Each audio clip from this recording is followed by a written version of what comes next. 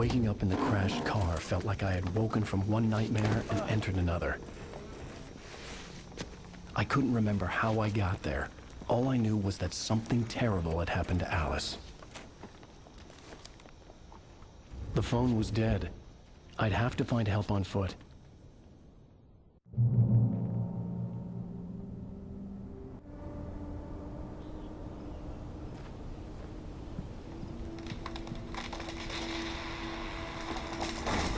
Among Alice's things was a book, The Creator's Dilemma, by a Dr. Emil Hartmann. Seeing the book brought back my fight with Alice. I didn't like it, and I didn't like the guy's smug face on the cover either.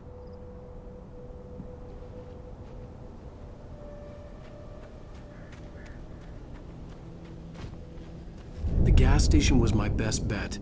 They'd have a phone I could use. It looked like a long hike through the forest to get there.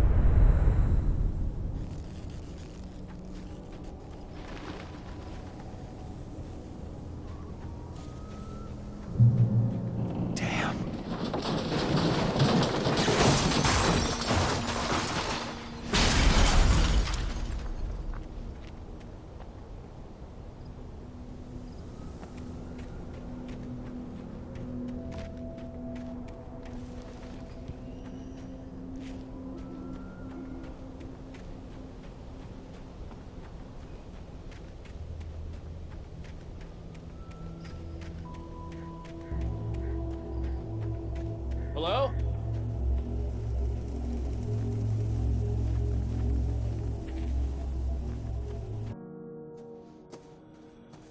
Hello? Is someone there?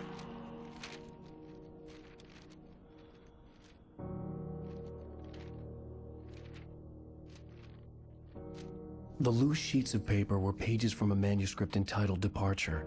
That was the name I planned to use for the next novel I had never gotten started. I was named the author. I hadn't written it. I couldn't remember writing it. In the scene on the page, the hero was attacked by an axe murderer in the woods at night.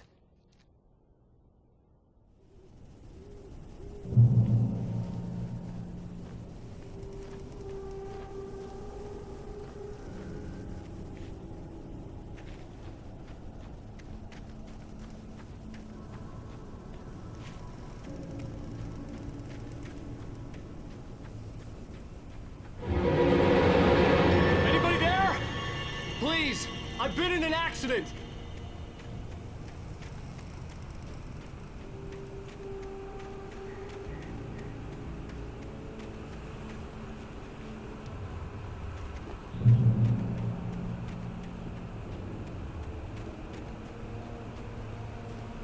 The lights up ahead were a good sign. Maybe I wouldn't have to hike all the way down to the gas station to find a phone.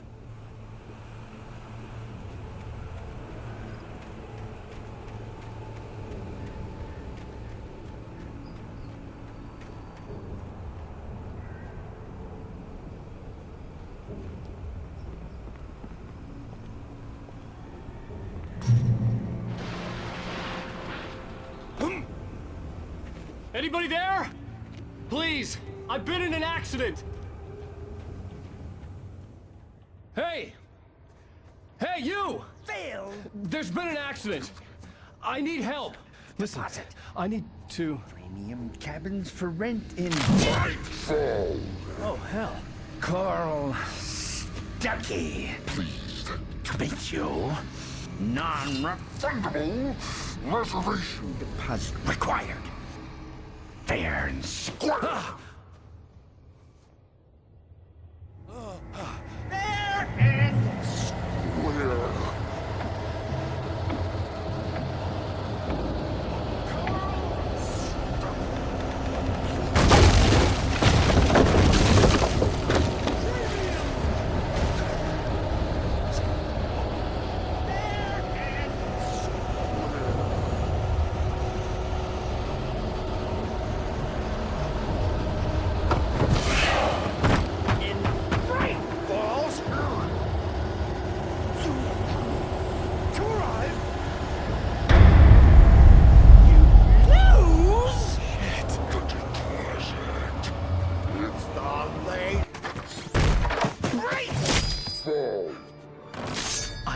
figure a way out of this.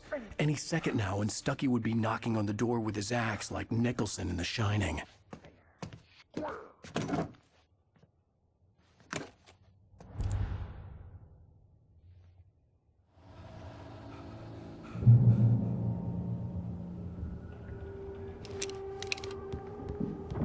During your trying, it's the latest thing. Incontestably proven. Yes. Health let you Braight-Fol Sheriff Station. How may I... Hello? sights and keep those cholesterol levels low. The spat.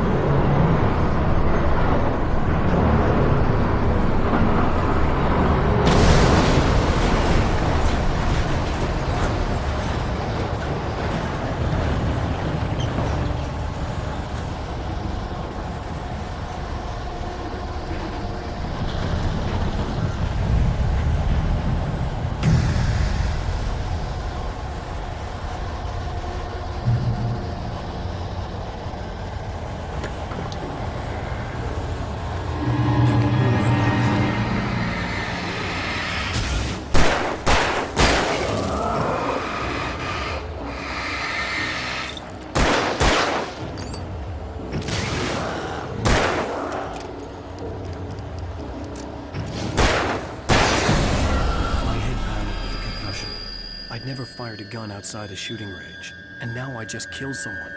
Or something. There were no bodies. They just disappeared. If I was dreaming, it felt real enough to make me sick.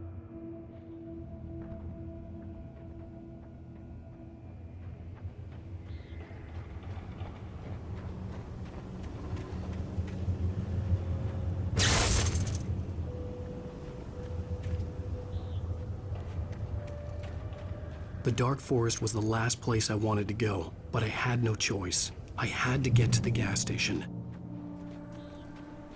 It's rabbit season.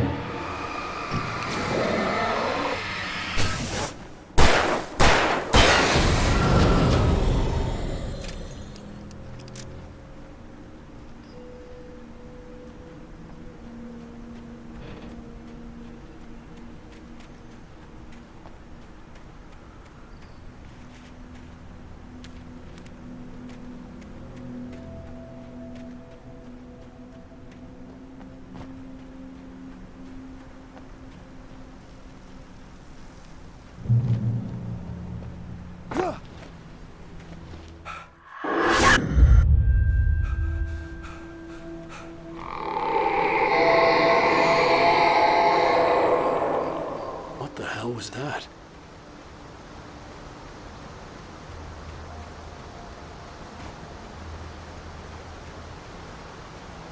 When I saw the river below, something uncoiled itself inside my head. I realized that I'd have to find a way across. I didn't even want to look at the water.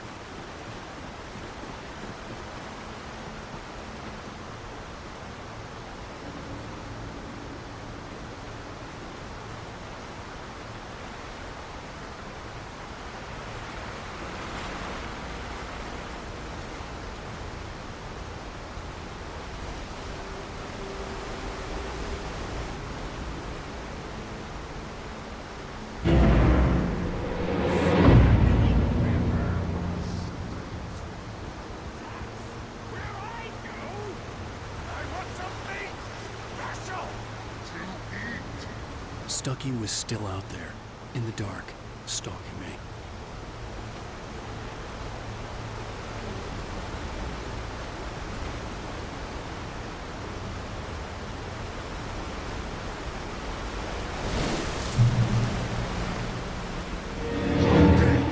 It's not magic, it's occupation.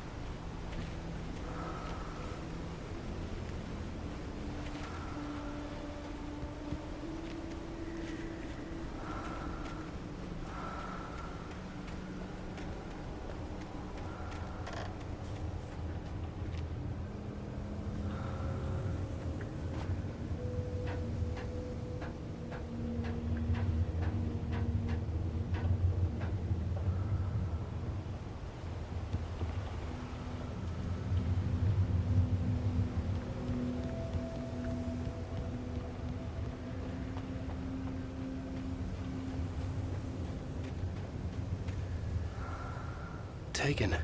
They're taken. Eerie hand-painted graffiti was revealed by my flashlight. Someone had hidden a chest of supplies near it.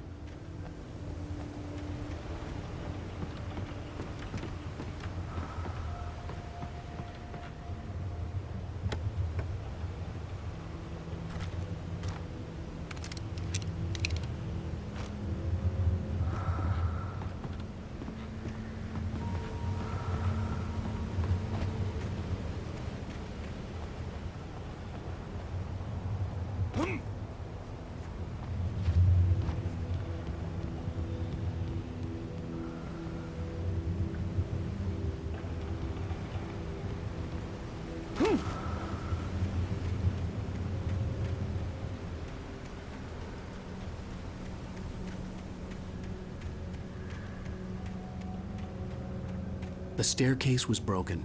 I had to make my way up some other way.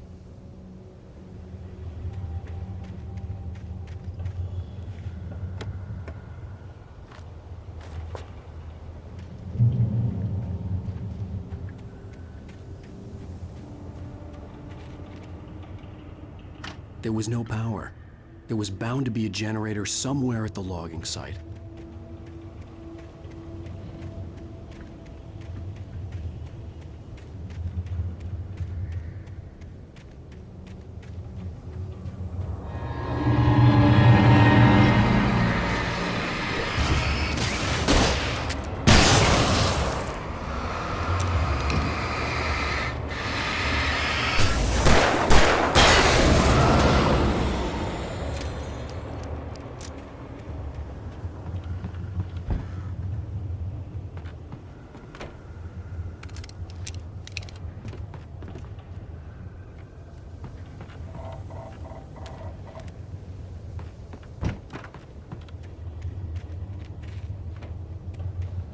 With all this forestry equipment around, there had to be something I could use to reach the top.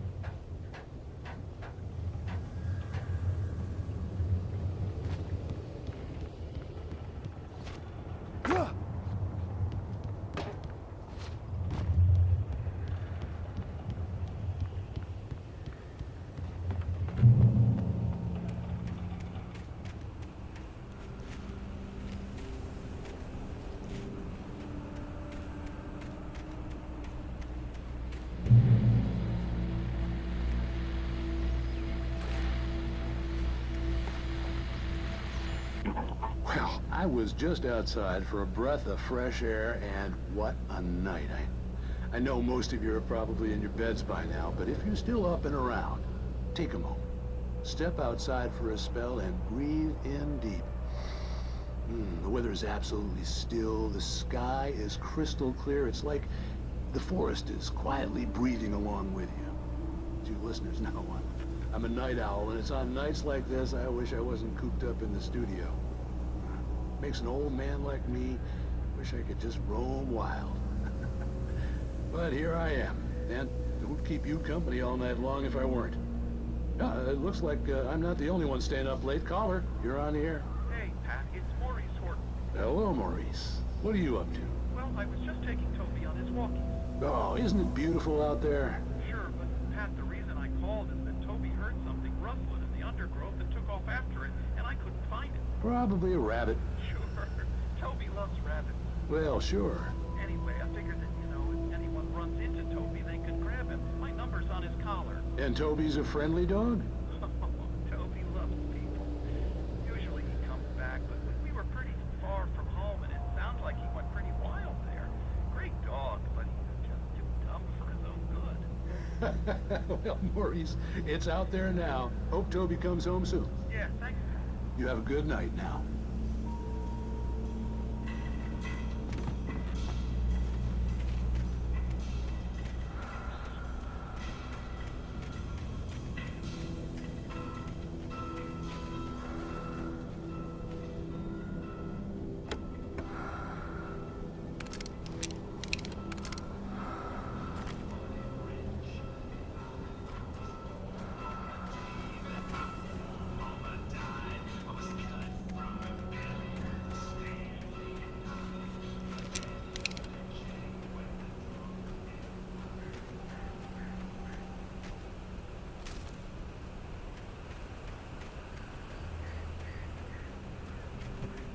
The gas station was closer now, its light welcoming in the darkness. Paul makes the best dogs in the state. Belly Burster is the best with no cut. Monster Dog is second best. The famous dog is...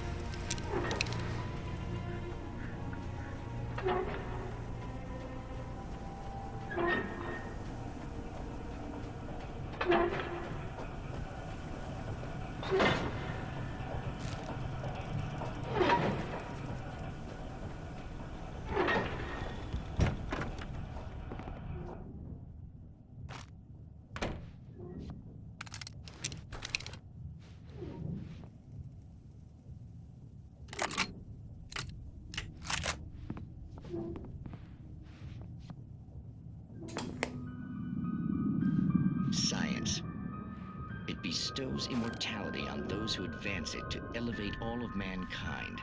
Newton, Einstein, Sagan, princes among men. But the price for such a legacy is steep indeed. In Night Springs. Tonight's episode, a quantum suicide. If our lives are already written, it would take a courageous man to change the script. Having called a press conference, Dr. Barclay Colvin is about to demonstrate that very courage. Ladies and gentlemen of the press, I am Dr. Barclay Colvin, and I'm glad so many of you could join me here at the Moorcock Institute. Tonight, I'm going to give a practical demonstration of the many worlds interpretation. As you can see, this is a loaded 9mm pistol. It shall be part of a thought experiment. And now, a real experiment, known as a quantum suicide. Did he say suicide? Is that a real gun? He's kidding, right? Please, stay calm. There is no risk. Observe what occurs when I place the weapon against my own forehead. Now, you might think this round is merely a dud. Not so. Observe the flower pot. And yet, I myself cannot be harmed with this gun. With each pull of the trigger, two new realities branch off. One in which the weapon didn't fire, and one where it did. With my machine here, I have ensured that this reality is always the former. I have bestowed upon myself quantum immortality. Under no circumstances can this gun kill me. So wait. What you're saying is that every time you pull the trigger, in another reality, you die? Yes, of course, but that's completely trivial. There's an infinite number of things that could happen at any moment, and they always do happen somewhere. The point is, this one thing did not happen here. You're insane, Colvin. Insane? Insane? Hey, was this thing supposed to be plugged in? I stumbled on it. You fools! Gaze upon quantum immortality.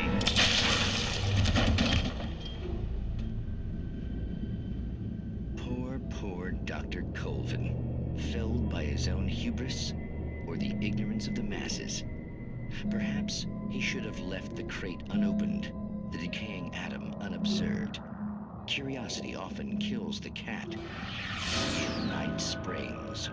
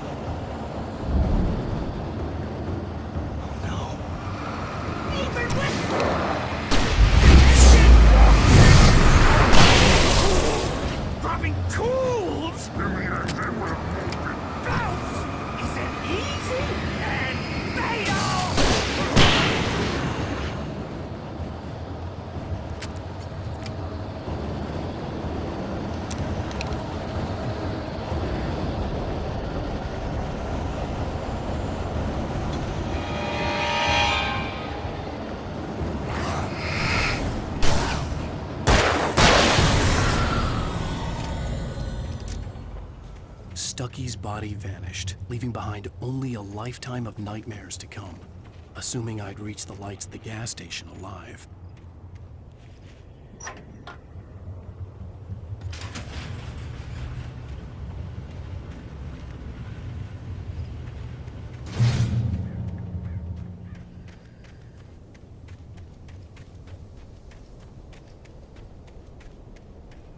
I recognized the parade float I had seen in Braight-Fals when I first arrived with Alice.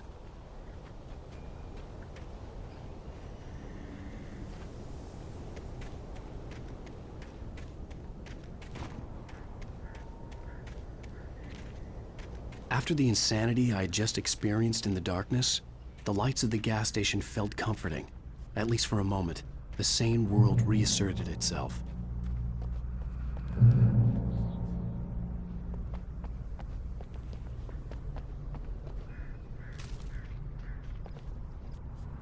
The Deer Fest had been 2 weeks away when we arrived.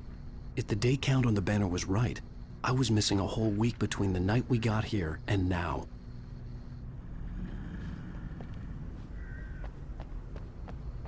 The garage was a mess. It looked like someone had trashed the place, or that there'd been some kind of fight. I'll write. I'll keep writing. Outside there's only darkness. Outside the cabin, outside the story, there's only darkness. I can feel her presence in the dark. Just now, I could smell her perfume in the room. I'll reach her, I'll fix it up. I'll bring her back. The story will come true. If I stop, she's lost. I don't believe this. It'd been me on the TV, talking crazy. Was I losing my mind?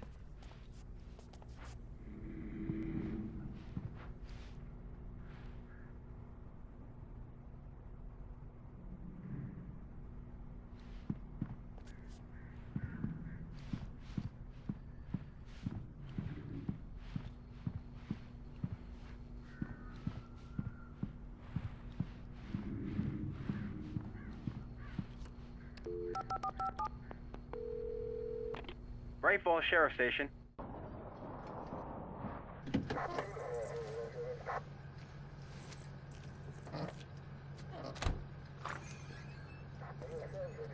Oh, thank God, Sheriff. Sheriff Sarah Breaker. You are... I'm Alan Wake, but listen. I was in a car crash. My wife, Alice, she's missing. Calm down, Mr. Wake. We were staying in a cabin on the island, on Cauldron Lake. There's no island on Cauldron Lake. Not since the big eruption in the 70s.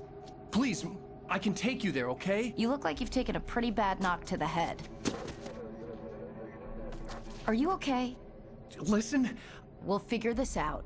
Please get in the car. We'll swing by the lake and then we'll go to the station, okay?